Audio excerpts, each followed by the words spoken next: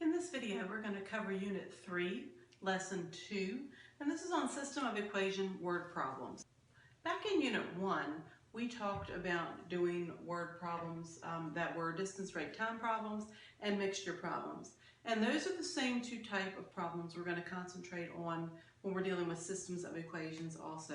Now, I could give you some of the same exact problems and ask you to do them using systems, but really our goal here is to get you to understand how to interpret what you're reading, come up with an algebraic equation, and solve it. Whether you learn how to do that using the old method or systems of equations really doesn't matter. We're looking for the right answer, but this way I'm giving you some options. Now we're going to do this one using systems of equations because that's really going to be the easiest way to do that. So remember, with distance, rate, time, you know that distance is equal to the rate or speed times the amount of time that you're using. And time, I didn't mention in the last word problem section that we did, but time has to be written in terms of hours. So if you have something like 30 minutes, it's listed as 30 minutes instead of a half an hour, you have to convert that 30 minutes to the number of hours that would be. So 30 minutes would be 1/2 of an hour or 0.5 of an hour. 45 minutes would be 3/4 of an hour. 10 minutes would be 1/6 of an hour. 12 minutes would be 1/5 of an hour, and so forth. So you would have to convert your minutes to hours in order to get a distance, rate, time problem to work out. So be careful. If they give you time in minutes, don't put the time in your table in minutes. Convert it to hours and then do the work based on that. So here's the first problem we're going to do. With a headwind, a plane traveled 500 kilometers in 5 hours. With a tailwind, the plane flew the return trip in 4 hours and 10 minutes. Find the wind speed and the plane speed. So there are two things you're looking for here. Those would be our two unknowns. We're looking for the wind speed and the plane speed. So I'm going to define my variables. I'm going to let W equal the wind speed. And I always encourage my students to define the variables so when you get to the end of the problem, you know what you found. And I'm going to let P equal the plane speed, the speed of the aircraft. And we learned before that rate times time equals distance. So I'm going to organize my information into a table. And as we organize that information into the table, that will help us set up our equations and then solve them. So basically I have the same plane traveling in two different directions. So it says with a headwind. Now what that means is, let's say that the wind is coming this way, but my plane is going toward the wind. That's what a headwind is. The plane and the wind are going in opposite directions. So that means that plane is being slowed down by the wind speed, okay? So if we know that the plane speed is P and we know that the wind speed is W, if they're going against each other, then my rate would be the plane speed minus the wind speed. So my plane is traveling in two different directions. It's traveling against the wind, and then it's going to turn around for the second part of the problem and travel with the wind. Now, against the wind, the plane speed is being slowed down by that wind speed because they're going against each other. So my plane speed, P, is being slowed down by whatever the wind speed is, W. So my new speed going against the wind, how fast the plane is actually traveling, is P minus W. Now, when that plane turns around and now it's going with the wind is speeding the plane up. So whatever the plane speed is, the wind is speeding it up. So the rate going with the wind, or when I turn around for the return trip, my plane speed will now be P plus W because the wind is speeding up my plane. Time is what I've got next. It says with a headwind, a plane traveled 500 kilometers. Okay, well, 500 kilometers. The plane is traveling a distance of 500, so we can go ahead and put that in there. It does that in 5 hours. So the time going against the wind is 5 hours. And then the return trip with a tailwind, the plane flew the return trip in 4 hours and 10 minutes. Okay, 4 hours and 10 minutes. That would be 4 hours and 10 minutes would be 10 over 60 as a fraction. So that would be 4 1/6 of an hour. So the time for the plane traveling with the wind is 4 1/6. And then we need to know the distance the plane traveled on the way back. Well, it's the same distance because it went to a place and then it traveled back from that place. So the distance is the same. So that is 500. So now to set up my equation, we know that rate times time equals distance. So if I set that up, I do rate P minus W times the time, 5, is equal to my distance, 500.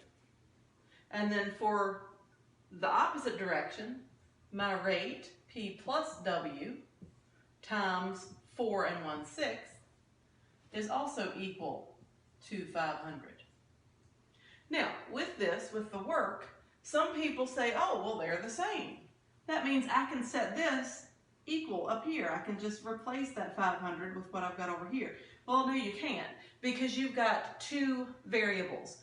And if you have 2 variables, then you have to have 2 equations, remember, because we're doing systems of equations. You have to have 2 equations to be able to solve that. So what we're going to have to do is we're going to have to set up our 2 equations and solve that using elimination or substitution, whatever is easiest.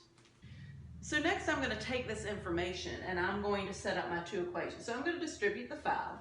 So I've got 5P minus 5W equals 500. And then I'm going to distribute the 4 1/6.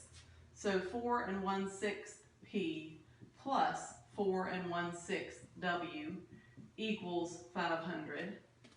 And then I will solve this. Now, to solve this one, I think probably substitution might be a little bit easier, because what I can do here is I could divide both sides of that equation by 5. And if I do that, I would end up with P minus W equals 100. So that means P, the plane speed, is 100 plus W. So once I have solved for P, I can then plug that in for P down here. So 4 1/6 times 100 plus W plus 4 1/6 W equals 500 would be my new equation. And then I'll use my calculator to help me with the numbers here. You could use Desmos to do this. Whichever one is available to you is fine. 4 1/6 times 100 is 1,250 over 3 plus 4 1/6 W to distribute. And then 4 1/6 plus 4 1/6 would be 8 1/3 W. And then 500 minus the 1,250 over 3 is 250 over 3. Then I could multiply the 3 over. That would give me, let's see, 25 W equals 250. So W equals 10. And that would be 10 kilometers per hour as our unit of measure. And then for our plane speed, remember up here, our plane speed was equal to 100 plus W. So 100 plus W for our plane speed would be 110 kilometers per hour.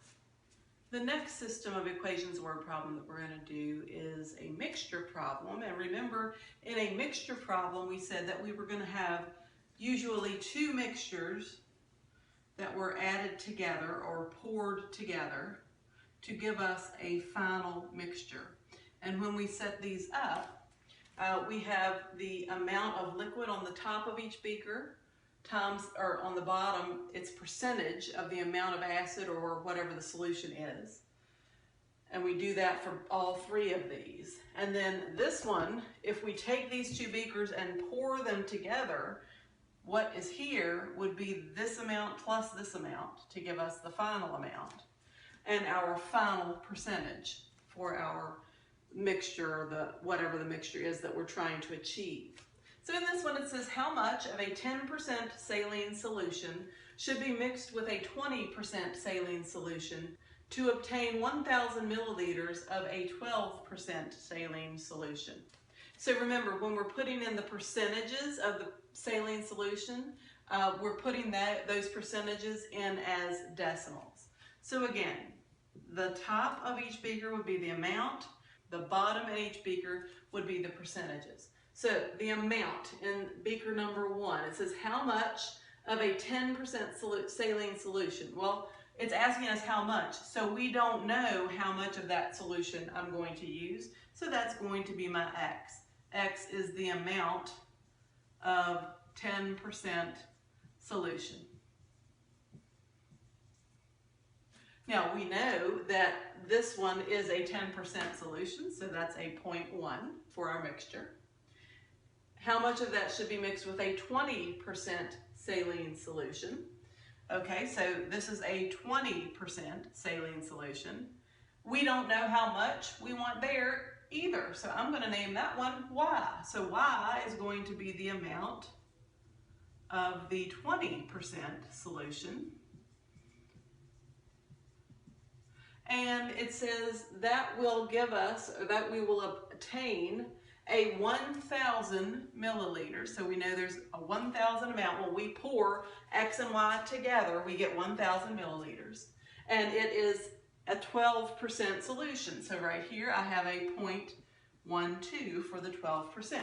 Back when we did mixture problems in Unit 1, remember we set up our equations so that we multiply the percentage times the amount plus the percentage times the amount equals the percentage times the total amount. So if we set this up, we've got 0.1 times X, which is 0.1X, 0.2 times Y,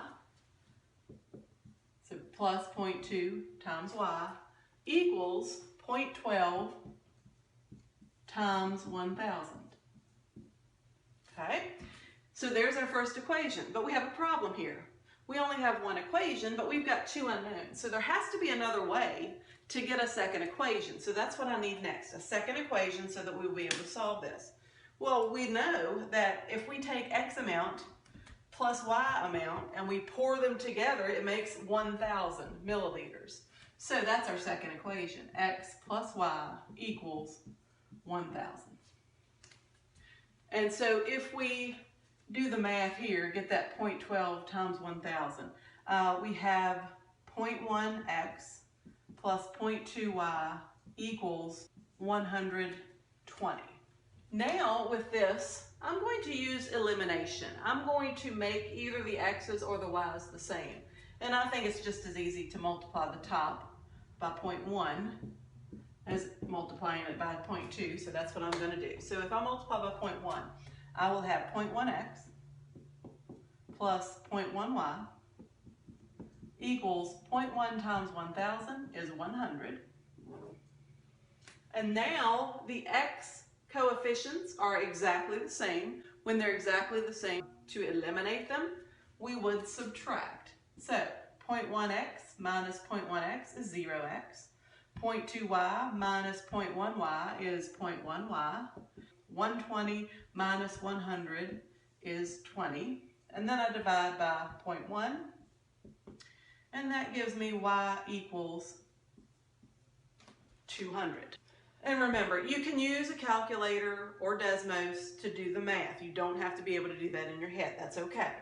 So if y is 200, that is 200 milliliters of the 20% solution. So I'm going to answer my question of the 20%. And then if together x and y is 1,000 and y is 200, doesn't that mean x is 800 milliliters? So we need 800 milliliters of the 10% solution. And that answers our question because they were asking us how many of each type did we need to form the 12% solution. Here I have another mixture problem that we're going to do. It says a lab needs to make 1,000 gallons of a 34% acid solution. The only solutions available are 25% acid and 50% acid. How many gallons of each should be mixed to make 34%? This is a really common type of problem, and this is a really realistic problem that you could have to do in your chemistry class. If you take a chemistry class in high school, sometimes maybe they don't have a 34% concentration of some liquid that you need for an experiment, and you will have to mix two liquids together that you have to make sure you have the right percentage or the right acid percentage for your mixture. So this is a very practical problem that will help you hopefully in your chemistry class if you ever take chemistry. So the lab needs to make 1,000 gallons of a 34%. So we're going to set up our 3 beakers. We're taking something, pouring it together with something else to get our final mixture. Make sure you define your variables and make sure you plug in. Remember, the top of each beaker is the amount and the bottom represents the percentage. So go ahead and see if you can fill in the information, see if you can write out your algebraic equations and solve them, and then I'll come back in and help you with that. So pause the video, see if you can get this one done on your own.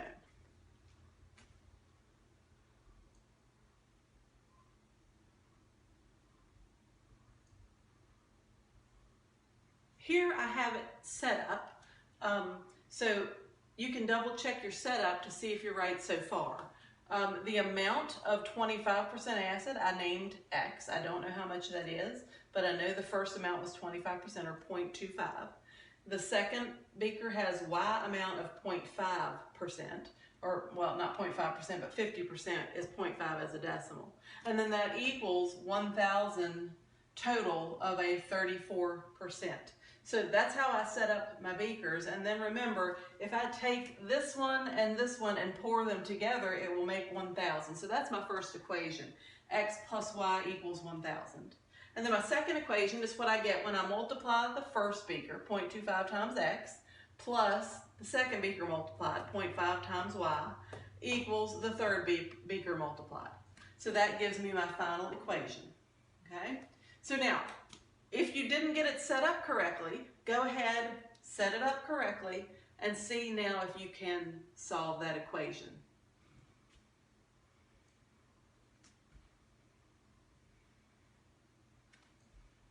Okay, so I'm going to go through and solve this with you. 0.5, I think it's easier to multiply the top one by 0.5 than 0.25, so that's what I'm going to do. I'm going to multiply the top equation on both sides by 0.5. So if I do that, I have 0.5x plus 0.5y equals 500. And then these two are exactly the same, so I'm going to subtract to get my answer. 0.25 minus 0.5 is negative 0.25x. Those two drop out. 340 minus 500 is negative 160.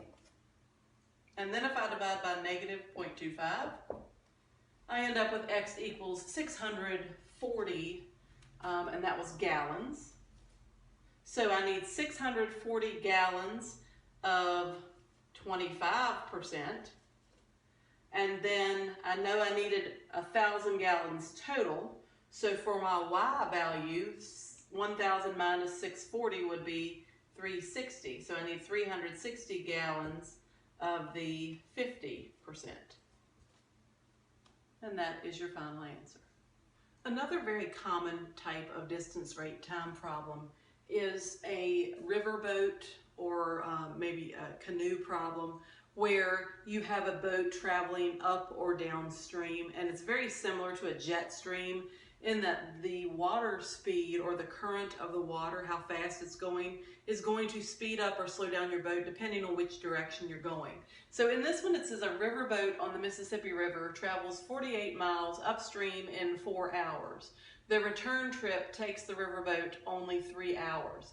find the rate of the water current. So here, we're only concerned about the rate of the water current, but in order to find that, we may have to find the current or the rate of speed of the boat in still water as well. So if we were to do this one, I would set it up the same way. Rate times time equals distance.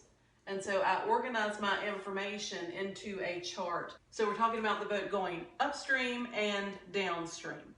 So I'm going to organize the information. It says that a riverboat on the Mississippi River travels 48 miles upstream. Now we have to understand what upstream and downstream are. If it's going upstream, that means it's traveling against the current. When you go up, that's kind of hinting that the water current and the boat are going against each other. So the current of the water is slowing down the boat speed, okay? So if it's traveling 48 miles upstream, well, that gives us the distance it went, and that gives us how long it takes, but it doesn't tell us what to put here. But we know if it's traveling upstream, that means it's going against the current. So I'm going to let B equal the boat speed, and I'm going to let W equal the water speed. And I know that whatever my boat speed is, it's being slowed down the same amount as the water speed. So going upstream, my boat speed is being slowed down the water speed amount. And then it says the return trip takes the riverboat only 3 hours. Okay, so it's traveling upstream the same amount as it's going downstream, because it's taking a trip and then it's doing a return trip. So it's going to end up in the same place it started. So we know the distance downstream is the same as the distance upstream. There was not a change there. That one only took 3 hours, which makes sense if you think about it, because if the boat is going downstream, that means the boat has turned around and now it's traveling with the current. So the water current is speeding up the boat. It's making it go faster. So my boat speed is being added to the water speed to get a higher speed of travel, or a higher rate of travel. So now that we have set this one up, and you know that it's very similar to the last one that we did, I want you to go ahead and pause the video and see if you can set up the equations and solve those equations. So pause the video and try that one.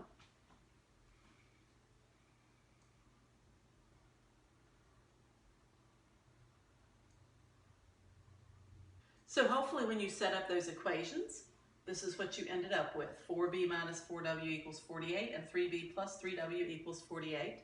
And then the easiest way to solve that one would be elimination. So if I use elimination, I want to get either b or w to be the same. I'm going to multiply the top equation on both sides by 3. I'm going to multiply the bottom equation on both sides by 4. So if I do that, I have 12b minus 12w equals 144. And then this one gives me 12b plus 12w equals 192. So now, if you notice, the b's have the same coefficient and the w's have the same coefficient. The b's are exactly the same, the w's are opposite. When I have two of them that are the opposites, I always eliminate the ones that are opposites, because all I have to do is add to get rid of that w. You could subtract to get rid of the b's, but then you're going to end up with some negatives. I just think the math is easier if I add. So I'm always going to opt to add rather than subtract if I can. So if I add those together, I've got 24b. These drop out, and that equals 336. And then if I divide by 24, I'm going to end up with b equals 14. So that means the boat speed is 14 miles per hour. Now we have to ask ourselves, have we answered the question? Did it ask us for the boat speed? Here it says find the rate of the water current. So no, we have not answered the question yet. We had to find the boat speed to be able to get our answer, but our answer is not the boat speed. It is actually going to be the water speed. So if we want to figure out the water speed, I need to plug this back in to one of the equations up here. I'll just plug it into the bottom one. So 3 times 14 plus 3W equals 48. 3 times 14 is 42. And if I solve that equation, W will equal 2 miles per hour. So the water speed is 2 miles per hour. The water current is 2 miles per hour.